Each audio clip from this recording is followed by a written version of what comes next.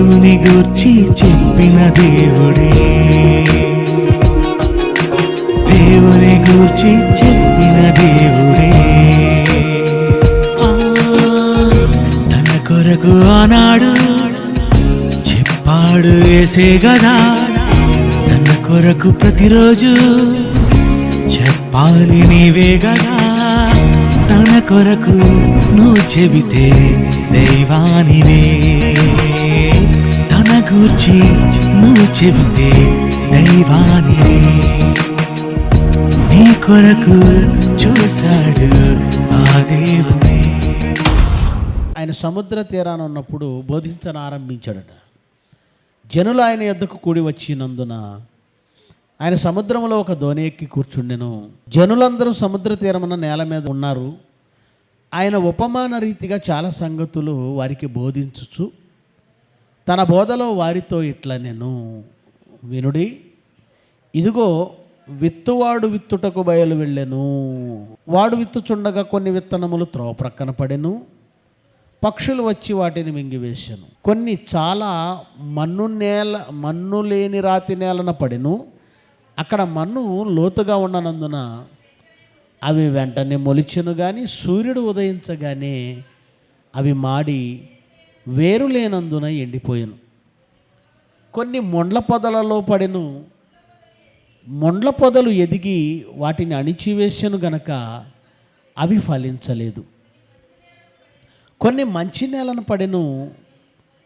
అవి మొలిచి పెరిగి పైరై 30 60 100 ఫలించెను. వినుటకు చెవిలు గలవాడు వినుగాక. ఇలా ఉపమానముతో కూడినటువంటి ఒక బోధను ఆయన చేశాడు. ప్రియులారా, ఈ విత్తువాని ఉపమానం, విత్తనాల భావం మత్తయి సువార్తలోని ముఖ్య ఘట్టాలలో మీకు వివరించడం జరిగింది. వాక్యము వినినా కూడా కొంచెం కూడా మనస్సును పెట్టని మనుషులు, వారి హృదయాల్లో విత్తబడిన వాక్యం త్రోవ ప్రక్కన పడిన విత్తనాలను పోలి ఉంటుంది. త్రోవ ప్రక్కన పడిన విత్తనాలు ఎలాగైతే మొలకెత్తవో వెంటనే పక్షులు ఎత్తుకుపోతాయి, అలాగే వాక్యము విననా చెవిన పెట్టని మనుషుల పరిస్థితి కూడా అంతే. వాళ్ళ హృదయంలో వాక్యం ఉండదు, అపవాది ఎత్తుకుపోతుంది. ఇక రెండవ విభాగానికి చెందిన వాళ్ళు ఎవరంటే, వాక్యం వింటారు, వెంటనే ఆ వాక్యం పనిచేయడం ప్రారంభిస్తుంది, కానీ వాళ్ళల్లో లోతైన మన్ను లేదు. అంటే ఆ హృదయంలోనికి వాక్యాన్ని పంపించుకునే మనసు వాళ్ళకి లేదు. నాటనివ్వరు, వింటారు, లోపలికి నాటనివ్వరు. ఇది రెండవ క్యాడర్, దానివల్ల ఫలితం లేదు. ఇక మూడవ క్యాడర్ ఉన్నారు. మంచి నేలే కానీ దానిపైన ముళ్ళు ఉన్నాయి. నేల ఓకే కానీ నేల ఓకే, రాతి నేల అయితే కాదు, కానీ ముళ్ళు ఉన్నాయి. మొలిచింది, ఎదుగుతున్న లోపు పైన ఉన్న ముళ్ళు ఏం చేయడం ప్రారంభించాయి. అంటే ఇది కూడా ఎవరి గురించి అంటే దాదాపుగా మనలో ఉన్న వాళ్ళందరూ దీని గురించే, దీనికి క్రిందకే వస్తారు. ఈ విభాగం క్రిందకే, ఈ క్యాడర్కే వస్తాం మనం అంతా. ఎలా అంటే వాక్యం వింటాం, ఆనందంతో అంగీకరిస్తాం, మనలోనికి లోపలికి వెళ్ళింది విత్తనం, వేరు లోపలికి వెళ్ళింది, వాక్యం లోపలికి వెళ్ళింది.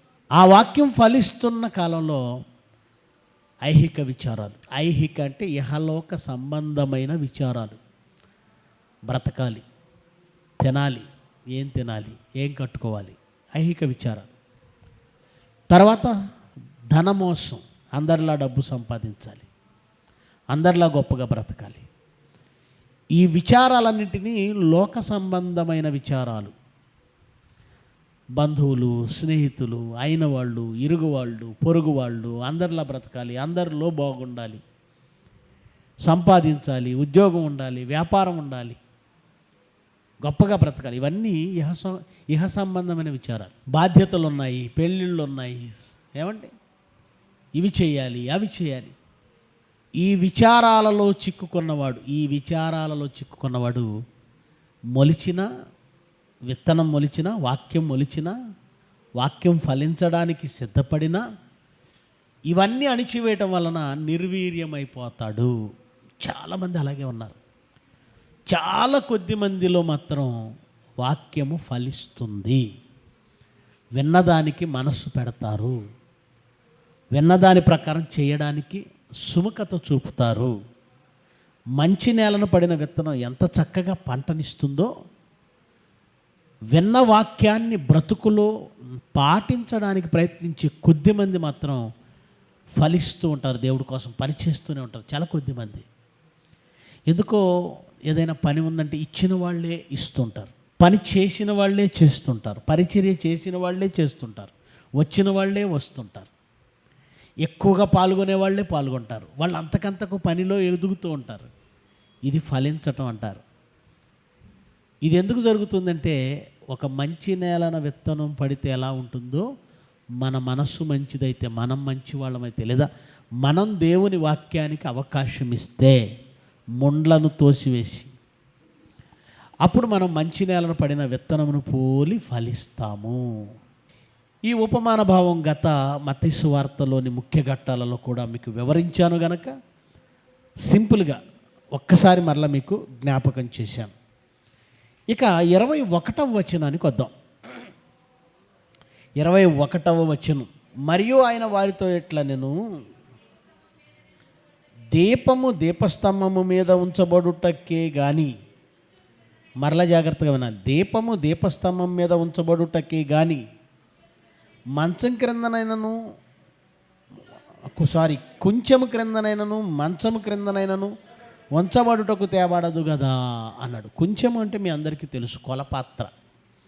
ఈరోజు మనం బియ్యం కొలవడానికి కిలో డబ్బా, అరకిలో డబ్బాలు ఉంటాయి కదా, రేకు డబ్బాలు. ఒకప్పుడు పాత్రలు కిలోల లెక్క కాదు, సేరు, అర్ధసేరు, మానిక, అడ్డెడు అంటారు. మానిక అనేది నేను మా ఇంట్లో నా చైల్డ్హుడ్లో, నా చిన్నతనంలో ఉండేది. ఈ మానిక కంటే కాస్త ముందు ఉన్నది పెద్దదే కొంచెము. కొంచెము అంటే పిండిని లేదా గింజలను కొలిచే పాత్ర. పిండి కావచ్చు, బియ్యం కావచ్చు, కొలుస్తారు వాటిని. కొలపాత్ర. దీపం వెలిగించి దాని మీద ఈ కొలపాత్ర బోర్లిస్తే ఉపయోగం ఏముంది? అది యేసుప్రభు అంటున్నాడు. ఎవరైనాను దీపము వెలిగించి కొంచెం కింద పెట్టడానికి కాదు కదా వెలిగించేది. దీపస్తంభం మీద లేదా మంచం కింద పెట్టేశారనుకోండి, ఏమంటే మంచం కింద పెడితే వెలుగు వస్తుందా, పైన పెడితే ఇంట్లో వెలుగు వస్తుందా? దీపం వెలిగించి పైన పెట్టాలి, దీపస్తంభం పైన. ఎందుకు ఈ మాట చెబుతున్నాడు అంటే, చదవండి, రహస్యం ఏదైనాను తేటపరచబడకపోదు. ఈ మాట ఎందుకు చెప్పాడంటే, రహస్యము ఏదైనాను అంటే అప్పటి వరకు లోకానికి రహస్యంగా ఉంచబడినది ఒకటి ఉంది. యేసుక్రీస్తు వచ్చినంత వరకు లోకానికి రహస్యంగా ఉంచబడినది ఒకటి ఉంది, మర్మముగా ఉంచబడినది ఒకటి ఉంది. యేసుప్రభు వచ్చి అంటాడు, రహస్యం ఏదైనాను బయలుపరచబడకపోదు, బయలుపరచబడుటకే గాని ఏది మరుగు చేయబడలేదు. ఒకసారి మత్తయి సువార్త 13వ అధ్యాయము 34 చదవండి. నేను నా నోరు తెరిచి ఉపమాన రీతిగా బోధించదను, లోకం పుట్టింది మొదలుకొని మరుగు చేయబడిన సంగతులు కొన్ని ఉన్నాయి, వాటిని నేను చెప్తానంటున్నాడు. అలాగే కొలసి పత్రిక 1వ అధ్యాయము 25వ వచనం చూడండి. కొలసి పత్రిక 1వ అధ్యాయము 25, దేవుని వాక్యమును యుగములలోను తరములలోను మరుగు చేయబడి ఉన్న మర్మము. యుగములలోను తరములలోను మరుగు చేయబడిన మర్మము అన్నాడు. మరుగు చేయబడిన మర్మము. అలాగే రోమపత్రిక 16వ అధ్యాయము 25, 26, 27 వచనాలు, సమస్తమైన అన్యజనులు విశ్వాసమునకు విధేయులగునట్లు అనాది నుండి రహస్యముగా ఉంచబడి ఇప్పుడు ప్రత్యక్షపరచబడిన మర్మం. ఎవరు ప్రత్యక్షపరిచారు? ఏది దాచబడిందో, ఏది రహస్యంగా ఉంచబడిందో, ఏది మర్మంగా ఉందో దానిని బయలుపరిచిన వాడెవరు అంటే ఎవరండి? ప్రభు అయిన యేసుక్రీస్తు. యేసుప్రభు అదే అన్నాడు, రహస్యం ఏదైనాను బయలుపరచబడకపోదు,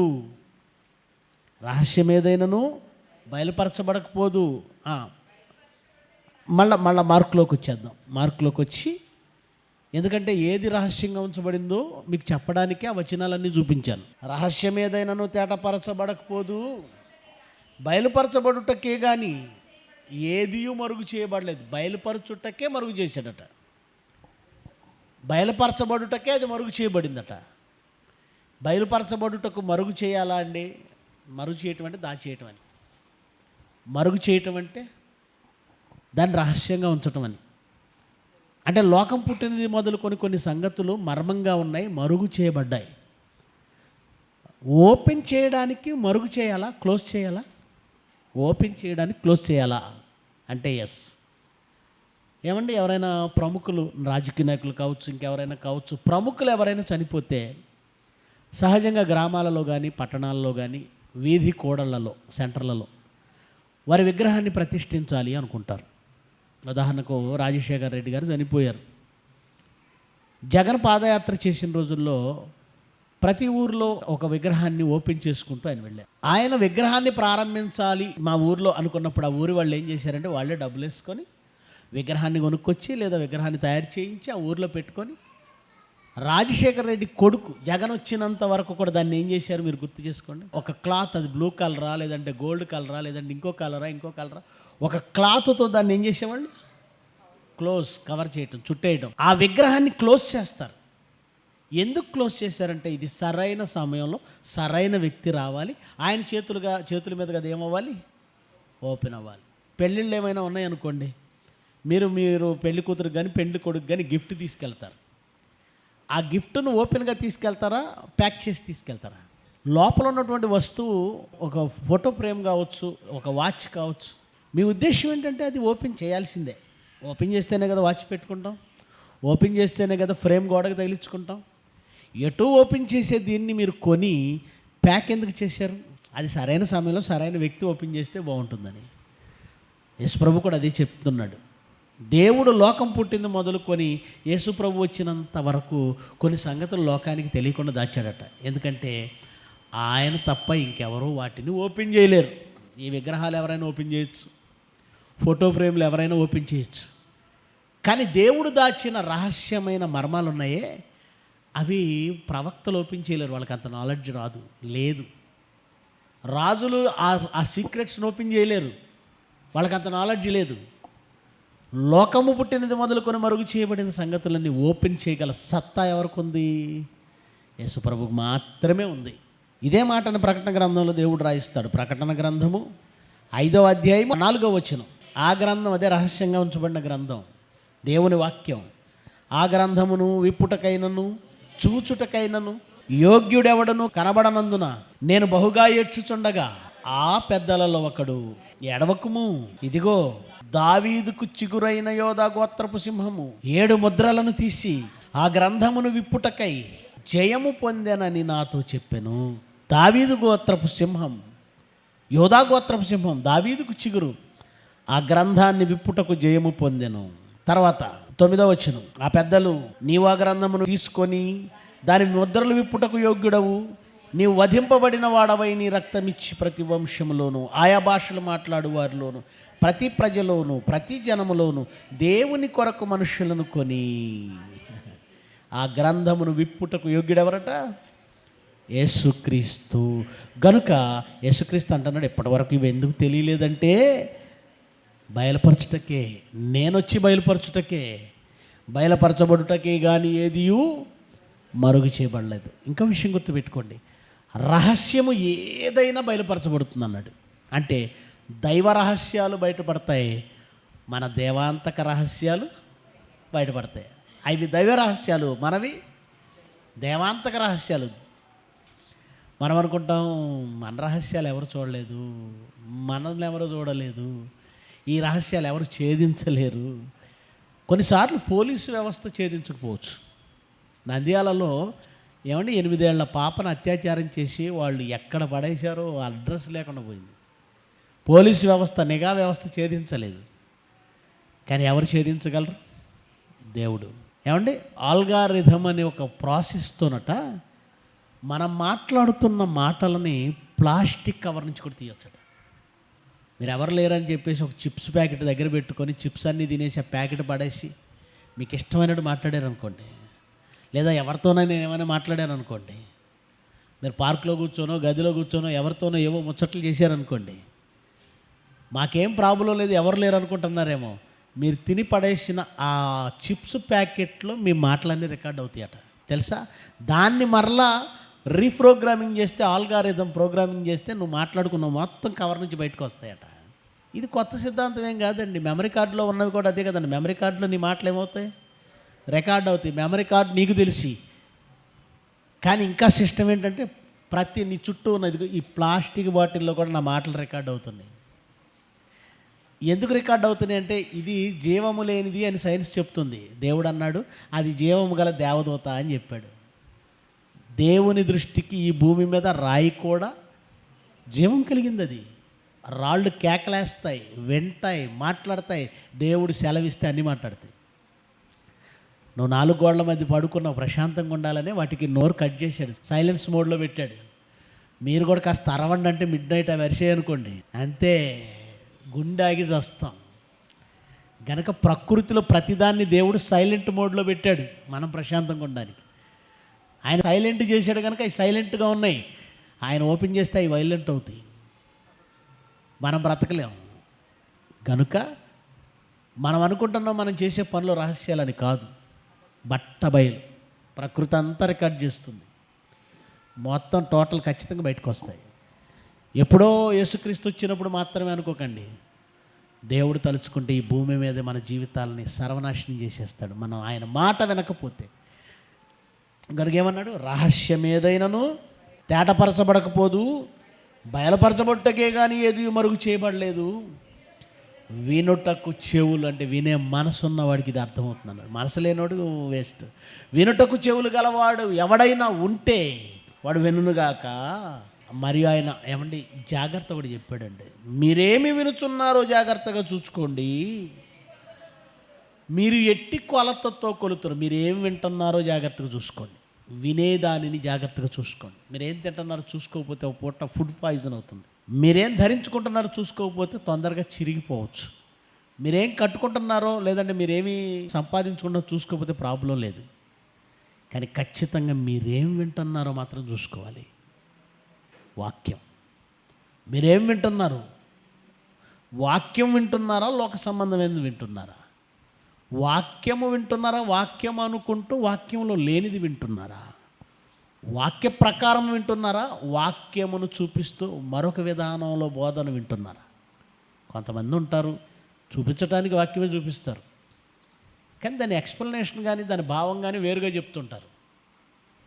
దప్పికొనిన వారలారా నా యొద్దకు రండి, ఈ వాక్యాన్ని సోడా బండి మీద రాసుకుంటే ఉపయోగం ఏముంది?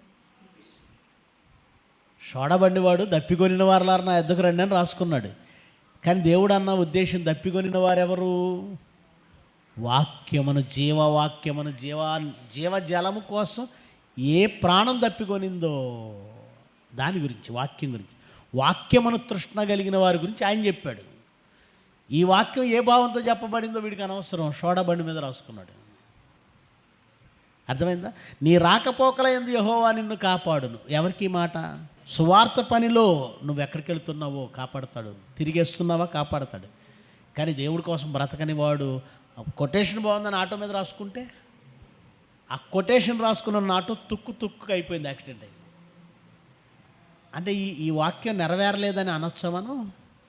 ఆ వాక్యం చెప్పబడింది దానికోసం కాదు. ఇలాంటివి మొదలుకుంటే సంఘాలలో వాక్యం చెప్పినది ఒకటైతే వాటికి వివరణ మరొక విధంగా వెళుతుంది. దాన్ని కనిపెట్టేది ఎవరు? ఎవరు కనిపెడతారు? వాక్యం మీద ఆసక్తి కలిగిన వాడు, వాక్యాన్ని నిత్యము పరిశోధించేవాడు. ఇది తప్పుడు వివరణ, సేవకుడు చూపిస్తున్న వాక్యం వేరు, ఇతను ఇస్తున్న ఎక్స్ప్లెనేషన్ వేరు అని గ్రహించే సామర్థ్యం ఎవరికి ఉండాలి? ఖచ్చితంగా కూర్చున్న వాళ్ళకు ఉండాలి. అందుకే మీరేమి వినుచున్నారో జాగ్రత్తగా చూసుకోండి. మీరు ఎట్టి కొలతతో కొలుతురో, మీరు ఎట్టి కొలతతో కొలుస్తారు. ఎట్టి కొలత అంటే ఏమండి మాకేమో వ్యాపారం లేదండి, మేము పువ్వులు అమ్మం, పిండి అమ్మం, నూనె అమ్మం, మేమేం కొలతలు కొలమం, ఇది మా వాక్యం కాదు అనకండి. మీరు కొలతలు కొలిచే వ్యాపారం ఉందని చెప్పటం లేదు ఈ మాట. నువ్వేది చేస్తావు అది నీ నెత్తి మీదకు వస్తుంది. అది ఉదాహరణ చెప్తున్నాడు. మీరు ఎట్టి కొలతతో కొలుస్తారో, అప్పుడప్పుడు ఇంట్లో కారం అయిపోయింది అనుకోండి, పక్కింటికి వెళ్తాం. సడన్గా అయిపోయింది, వంట చేస్తూ చూస్తే కారం లేదు, పక్కింటికి వెళ్ళి కొంచెం కారం ఇవ్వండి మళ్ళీ రేపిస్తాను అనగానే ఒక కొలత గ్లాస్ ఉంటుందండి, ఎందుకో ఇంట్లో కరెక్ట్గా దానికోసం కొన్ని గ్లాసులు ఉంటాయి. ఆ గ్లాస్ చుట్టూ ఒక గీత ఉన్నట్టు ఉంటుంది, లేదంటే గిన్నె దాని అంచుల వరకు వేస్తారు వీళ్ళు. ఇది ఈ గ్లాస్ ఇంతవరకు ఇచ్చాను కారం, మళ్ళీ రేపు ఇచ్చేటప్పుడు కూడా ఇంతే ఇవ్వాలి. ఆవిడ చెప్పకపోయినా తీసుకెళ్ళి ఆవిడ చెప్తుంది, ఇదిగో గిన్నెలో మీరు ఇదిగో అమ్మా ఈ గీత వరకు ఇచ్చారు. ఎందుకు ఎక్కువ అడుగుతుందేమో డౌట్. కనుక ఆవిడ ఎంత కొలిచిందో నువ్వు కూడా ఏం చేస్తావు, అంతే కొలుస్తావు. నువ్వెంత కొలిచావో ఆవిడ కూడా ఏం చేస్తుంది, అంతే కొలుస్తుంది. నువ్వు ఇచ్చేటప్పుడు గెద్ద ఇచ్చి అడిగేటప్పుడు 2 గెద్దలు అడుగుతావేమో. కనుక నువ్వు ఎంత కొలిచావో అవతల వాళ్ళు అంతే కొలుస్తారు. నువ్వు చేసిందే నీ నెత్తి మీదకి వస్తుంది. ఇది ఎందుకు చెప్పాడు, నువ్వేం చేస్తావో నీకు అదే వస్తుంది. ఆలోచించాలి కదా. అప్పుడప్పుడు పెద్దవాళ్ళు అంటుంటారు ఈ మాట, తాత బొచ్చ తలకాడే ఉందరా అంటాడు. అంటే అర్థం ఏంటి, ఇప్పుడు నువ్వు యవ్వనంలో ఉన్నావు, వృద్ధాప్యంలోనికి వెళ్ళిన వాళ్ళ బాధలు నీకు తెలియదు. ఇప్పుడు నువ్వేంటి నా ఇష్టం అనుకుంటున్నావు. చాలామంది ముసలి వాళ్ళని చూసేసి కుర్రాళ్ళు హేళన చేస్తూ ఉంటారు, వయసు అయిపోయిందని. వీడికి ఎప్పుడు స్టాండర్డ్గా అలా ఉంటుంది అనుకుంటున్నాడు వీడు. ఒక్కొక్కడు అరే ముసలోడు ఎట్రారా అంటాడు. అరే వయసుకు కూడా గౌరవం ఇవ్వరు కొంతమంది. అరే ముసలోడు ఎట్రా అంటుంటారు. దేవుడు చెప్పాడు, మీరెట్టి కొలతతో కొలుతురో అంటే నెక్స్ట్ ఇంకోడు ఉన్నాడు, నువ్వు ముసలోడు అయ్యే స్టేజ్కి వచ్చేసరికి నిన్ను ఏడిపించేవాడు ఇంకోటి రెడీ అవుతున్నాడు అక్కడ. అది ఆటోమేటిక్గా దేవుడు సెట్ చేస్తాడు. వీడు ఏం చేశాడో మరలా తిరిగి వాడికి అదే వచ్చేలా దేవుడు ప్రోగ్రామింగ్ చేస్తాడు. నువ్వు చేసే కంప్యూటర్ ప్రోగ్రామింగ్ కంటే గొప్ప ప్రోగ్రామింగ్ దేవుడిది, స్క్రిప్ట్ అయింది. కనుక కోడలు అత్త, ఈ అత్త ఒకప్పుడు కోడలు. ఈ అత్త ఎవరు, ఒకప్పుడు కోడలుగా ఉన్నప్పుడు ఈ అత్తకి నేను ముసలిదాన్ని అవుతాను, నేను ఒక రోజు అత్త అవుతానని గుర్తురాదు. ఇప్పుడు వాళ్ళ అత్తని ఎలాగ టార్చర్ పెట్టిందో అవన్నీ నేను కోడలను కదా, నా పాత్ర కోడలు అనుకుంటుంది. ఈ కోడల పాత్ర కొన్నాళ్ళకి ఏమవుతుంది, అత్త పాత్ర అవుతుంది. కనుక ఇది గుర్తున్న వాళ్ళు అత్తని బాగా చూసుకున్నారనుకోండి, ఈమె అత్త పాత్రలోకి వెళ్ళినప్పుడు అలా బాగా చూసుకునే కోడలు వస్తుంది. దేవుడు సెట్ చేస్తాడు. నువ్వు చేసిన దానికి ఆయన ఇస్తాడు, ప్రతిఫలం ఇస్తాడు. నీ కార్యాలకైనా ప్రతిఫలం ఇస్తాడు. కానీ నువ్వేం చేసావో తిరిగి అది నీ నెత్తి మీదకి రప్పిస్తాడు. ఎందుకోనండి, ఈ మధ్యకాలంలో ఒక జోక్ వస్తుందండి. మీ అల్లుడు ఎలాంటి వాడంటే, మా అల్లుడు అండి సూపర్ అండి, అసలు మా అమ్మాయి మాట జవదాడ్డండి అంటుంది ఒక ఆవిడ. మీ అల్లుడు ఎలాంటి వాడంటే, మా అల్లుడు సూపర్, మా అమ్మాయి మాట జవదాడ్డు. మరి మీ అబ్బాయి అంటే ఆడొట్టు పనికి మాలినోడండి, మా కోడల మాట ఏంటాడు, దాన్ని కొంగబట్టుకు తిరుగుతాడట. విషయం అర్థమైపోయిందా? అది అల్లుడు కూతురు కొంగు పట్టుకుంటే మంచోడు, కొడుకు కోడలు కొంగు పట్టుకుంటే ఏంటండి, ఇంకేం కామెంట్ చేయాలో అర్థం కావట్లేదు, ఇంకేమైనా వ్యాఖ్యానించాలి, మాటలు రావట్లేదు. కనుక తన దాకా వస్తే తెలుస్తుందన్నట్టు ఎటు చూసినా ఆడవాళ్ళైనా మగవాళ్ళైనా ఎటు చూసినా తమ స్వార్థమే. కోడలుగా ఉన్న తమ స్వార్థమే, అత్తగా ఉన్న తమ స్వార్థమే. గుర్తుపెట్టుకోండి, శత్రువునైనా ప్రేమించమన్నాడు దేవుడు. మీ అత్త చెడ్డదే కావచ్చు, మీరు అత్తలు అవుతారు. గుర్తుపెట్టుకోండి, చెడ్డదైన మీ అత్తకు మీరు మేలు చేశారనుకోండి, రేపొద్దున మీకు వచ్చేవాళ్ళు వృద్ధాప్యంలో మీకు మేలు చేసేలా దేవుడు చేస్తాడు. ఆమె చెడ్డది గనక నేను సేవ చేయను, ఆమె మంచిది కాదు గనక నేను సేవ చేయను అంటే గుర్తుపెట్టుకోండి, మీరేది చేస్తారో అదే మీ నెత్తి మీదకు వస్తుంది. అలాగే అత్తలుగా ఉన్నవాళ్ళు కూడా, కూతురు అల్లుడు మంచోడట, కొడుకు చెడ్డోడట. ఇది ఎక్కడ లాజిక్? కూతురు మాట అల్లుడు వినాలి, కోడల మాట కొడుకు వినకూడదు. ఇంకెళ్ళని ఎవరు బాగు చేయలేరండి, వీళ్ళని ఎవ్వరు బాగు చేయలేరు. గుర్తుపెట్టుకోండి, మీరు చేసినది మీ నెత్తి మీదకి వస్తుంది. ఎవరైనా సరే, మగవాళ్ళైనా ఆడవాళ్ళైనా, మీరేమి విత్తుచున్నారో ఆ పంటే కోస్తారు. మీరేది కొలుస్తున్నారో అదే కొలత మీకు వస్తుంది. ఈ మాట ఎందుకు చెప్పాడంటే, మీరు ఎలా ప్రవర్తిస్తున్నారో ఆ ప్రవర్తనకు ప్రతిఫలం మళ్ళీ పొందబోతున్నారు 100%. తర్వాత మాట ఏమన్నాడు చూడండి, మీరెట్టి కొలతతో కొలుతారో మీకు నట్టి కొలతతో కొలబడును, మరి ఎక్కువగా మీకు ఇవ్వబడును, కలిగిన వానికి ఇవ్వబడును, లేని వానికి కలిగినది వాని యొద్ద నుండి తీసివేయబడును. ఈ మాట నాకు చాలా ఆశ్చర్యం అనిపించిందండి. సహజంగా మనం ఎక్కడికి వెళ్తామంటే కలిగిన వానికి ఇవ్వబడును అంటే దేవుడు అండి అన్యాయస్తుడండి, దేవుడు అన్యాయస్తుడు, ఉన్న వాళ్ళకే ఇచ్చేస్తాడని చాలామంది అనుకుంటున్నారు. ప్రియులారా, దేవుడి దృష్టిలో ఉన్నవాడు అంటే ఎవరో తెలుసా? చాలామంది వాక్యం వింటున్నారు కానీ అస్సలు ఈ భావాలు పడడం లేదండి. కూర్చుంటారు, వెనక్కి కూర్చుంటారు, నిద్రపోతారు, ఏం చెప్తున్నారో అనవసరం, ఏదో చెప్తుంటాడులే. గుర్తుపెట్టుకోండి, మీరు చెబుతున్నవి వినకపోతే మన బ్రతుకులన్నీ లోక సంబంధంగానే ఉంటాయి. దేవుడి దృష్టికి ధనవంతుడంటే ఎవరు, దరిద్రుడంటే ఎవరు? ప్రకటన గ్రంథం 3వ అధ్యాయం 17వ వచనం. ప్రకటన గ్రంథం 3వ అధ్యాయం 17వ వచనం. నీవు దౌర్భాగ్యుడవు, దిక్కుమాలిన వాడవు, దరిద్రుడవు, గుడ్డివాడవు, దిగంబరుడవై ఉన్నావని ఎరుగక నేను ధనవంతుణ్ణి, ధనవృద్ధి చేసి ఉన్నాను, నాకేమి కొదవలేదని బాగా వినాలి. ధనం సంపాదించి ధనవృద్ధి చేసుకొని ధనవంతుణ్ణి, నాకేం కొదవలేదని ఒకడు అనుకుంటున్నాడు. అంటే వీడు డబ్బు ఉన్నవాడా, డబ్బు లేనివాడా? ధనం ఉన్నవాడిని అంటున్నాడా, ధనం లేనివాడిని అంటున్నాడా? దేవుడి దృష్టికి ధనం ఉన్నవాడు ధనవంతుడు, ధనం లేనివాడు దరిద్రుడు కాదు. ఆల్రెడీ వాడికి ధనం ఉంది, ధన సమృద్ధి చేసుకున్నాడు, నాకేం కొదువు లేదంటున్నాడు. వాడిని దేవుడేమంటున్నాడు చూడండి, 17వ వచనం. డబ్బున్నవాడిని, డబ్బు ధనంతో నిండిపోయిన వాడిని చదవండి, ఏమన్నాడు? నువ్వు దౌర్భాగ్యుడు రా అన్నాడు, నువ్వు దిక్కుమాలినోడు రా అన్నాడు, నువ్వు దరిద్రుడు రా అన్నాడు. అదేంటి దరిద్రుడు అంటే డబ్బు లేనోడు కదా. దేవుడి దృష్టికి డబ్బున్నవాడు ధనవంతుడు కాదు, దేవుని జ్ఞానం ఉన్నవాడు, దేవుని పనిలో ఉన్నవాడు ధనవంతుడు, దేవుని జ్ఞానం ఉన్నవాడు ధనవంతుడు. దేవుని దృష్టికి ధనము, ఐశ్వర్యం అంటే దేవుని వాక్యమే తప్ప డబ్బు కాదండి. జ్ఞానం లేని వాడిని దరిద్రుడా అని అంటారు. గనక ఏమన్నాడు? డబ్బు ఉన్నవాడినే, ఏకంగా డబ్బు ఉంది కానీ ఏం లేదు వీడికి, ఇక్కడ ఉన్నవాడికి జ్ఞానం లేదు, దేవుని జ్ఞానం లేదు, బుద్ధి లేదు. ఏమన్నాడు? నువ్వు దౌర్భాగ్యుడవు, దిక్కుమాలిన వాడవు, దరిద్రుడవును, గుడ్డివాడవును, దిగంబరుడు అయి ఉన్నావని ఎరుగక నేను ధనవంతుణ్ణి, నేను ధనవృద్ధి చేసి ఉన్నాను, నాకేం కొదువు లేదని నువ్వు చెప్పుకుంటున్నావు, కానీ నువ్వు దరిద్రుడివి. అంటే అనిల్ అంబానీని, ముఖేష్ అంబానీని కూడా దేవుడు ఏమంటాడు? దరిద్రుడా అంటాడు, దరిద్రుడా అంటాడు. గనుక ఉన్నవాడు లేనివాడు అని అంటే దేవుడు చూసేది నువ్వు సంపాదించుకున్న నాణ్యాలు, చెల్లపెంకులు కాదు, నువ్వు సంపాదించుకున్న రంగు కాగితాలు కాదు, నువ్వు సంపాదించుకున్న మేడల మిద్దెలు కాదు. దేవుని వాక్యం కలిగిన వానికే ఇవ్వబడును. మనం మార్క్స్ వార్తలో ఉన్నాం. కలిగిన వానికి అంటే డబ్బున్నవానికి కాదు, దేవుని ఆస్తి జ్ఞానము, దేవుని ఐశ్వర్యం జ్ఞానం, వాక్యం అనే ఐశ్వర్యం అంటాడు. కలిగిన వానికి ఎలా ఇవ్వబడుతుంది? కలిగిన వాడికి ఇవ్వబడుతుంది అంటే ఎస్. అదేంటండి కలిగిన వాడికి ఇవ్వబడ్డం ఏంటి, లేనివాడికి కొద్దిగా ఇవ్వచ్చు కదా, దేవుడి జ్ఞానం అయితే అయింది అని మీరు అంటారేమో. సామెతల గ్రంథం 1వ అధ్యాయం 5వ వచనం. ఎందుకు కలిగిన వాడికే దేవుడు జ్ఞానాన్ని ఇస్తున్నాడో చూడండి.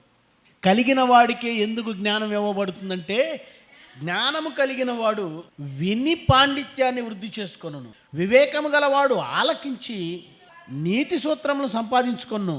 ఏమండి? జ్ఞానము కలవాడు వింటాడట, జ్ఞానం లేనివాడు నువ్వేంటి నా చెప్పేది, పెద్ద నీతిమంతుడువా అంటాడు. ఇప్పుడు జ్ఞానం ఇస్తానరా అంటే తీసుకోవాలి, నువ్వేంటి నాకు ఇచ్చేది, మాకు తెలుసు అన్నాడు అనుకోండి, ఇంకెక్కడవుతుంది? జ్ఞానం కల్లవాడు వింటాడు, జ్ఞానం లేనివాడు వాడు నోరు అప్పుడే నాశనం చేస్తుందట.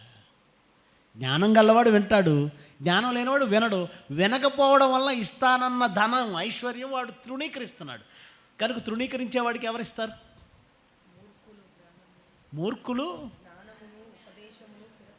జ్ఞానమును ఎన్నో వచనం అది? 7వ వచనం. మూర్ఖులు జ్ఞానమును ఉపదేశమును గనుక ఎందుకు లేని వాడికి ఇవ్వట్లేదంటే వాడు తీసుకొని అంటున్నాడు, వాడు తీసుకొని అంటున్నాడు. జ్ఞానం కొద్దిగా ఉన్నవాడు ఇంకా కావాలని అడుగుతున్నాడు, వాడికి ఇవ్వబడుతుంది. అందుకే లేనివాడి వద్ద నుండి ఉన్నది కూడా తీసేస్తాను నేను అన్నాడు. కలిగిన వానికి ఇవ్వబడును. తర్వాత మాట చూడండి, మూర్ఖులట జ్ఞానాన్ని ఉపదేశాన్ని ఏం చేస్తున్నారట, అందుకే వాళ్ళకి ఇవ్వట్లేదు. సామెతల గ్రంథము 9వ అధ్యాయము 9వ వచనం. జ్ఞానము గలవానికి ఉపదేశము చేయగా వాడు మరింత జ్ఞానం నొందుతాడు. కలిగిన వానికే ఇస్తాను. దేవుడు అన్నాడు, జ్ఞానం గలవానికి ఉపదేశం చేస్తే వాడు మరింత జ్ఞానం పొందుతాడట. కానీ మూర్ఖుడు ఏం చేస్తాడు? 7వ వచనం, అపహాసకులకు బుద్ధి చెప్పువాడు తనకే నింద తెచ్చుకొను, భక్తిహీనులను గద్దించువానికి అవమానమే కలుగును. భక్తిహీనుడు ఇలా ఉండకూడదురా, ఇలా ఉండాలి అని స్వతంత్రంగా గద్దించామా అయిపోయినట్టే మనం. భక్తిహీనులను గద్దించువానికి అవమానమే కలుగును, అపహాసకుని గద్దించకము. గద్దించిన ఎడ్ల వాడు నిన్ను ద్వేషించును. అది తేడా. ఎవడైనా మనల్ని మంచి చెప్తే ద్వేషిస్తున్నాడంటే వాడు బుద్ధిహీనుడు అని దండం పెట్టేయాలి. వాడు బుద్ధిహీనుడు. మంచి చెప్తే ద్వేషిస్తున్నాడంటే వాడు బుద్ధిహీనుడు. బుద్ధిహీనుని అపహాసకుని గద్దించకము, గద్దించినట్ల వాడు నిన్ను ద్వేషించును. జ్ఞానము గలవాన్ని గద్దింపగా వాడు నిన్ను ప్రేమించును. జ్ఞానము గలవానికి ఉపదేశం చేయగా వాడు మరింత జ్ఞానము నొందును. నీతి గలవానికి బోధ చేయగా వాడు జ్ఞానాభివృద్ధి నొందును.